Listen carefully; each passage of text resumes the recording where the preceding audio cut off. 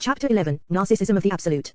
Contemporary objections to dialectics in general and to the Hegelian dialectic in particular have been touched on elsewhere. 44 Yet we may as well here register one fundamental source of dissatisfaction aroused by the ideal of the speculative, or the ultimate identity of the subject and object, in Hegel.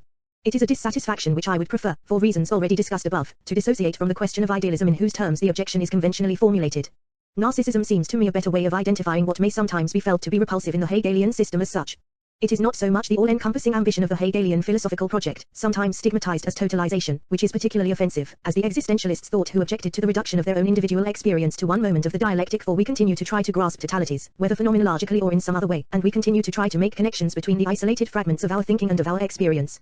Nor is idealism the most telling reproach, if what is in question is merely the translation of the world into consciousness or the subject, for the existentialists did as much, in their own fashion, nor is the subject in question necessarily a centered one, as we have tried to show here.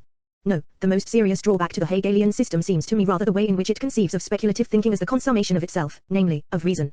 We have quoted this passage in giving an account of Hegel's critique of epistemology, but perhaps it can now be quoted against himself. Reason, he says there, must demand that difference, that being, in its manifold variety, become its very own, that it behold itself as the actual world and find itself present as a shape and thing.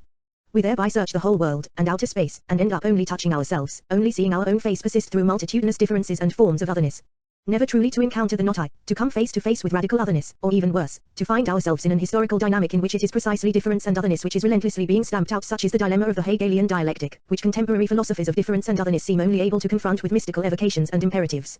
But it is a reproach which may well primarily challenge the Hegelian system as such, rather than the phenomenology, whose heterogeneities we have tried to display here. Meanwhile, as for absolute spirit, it is above all urgent not to think of it as a moment historical or otherwise.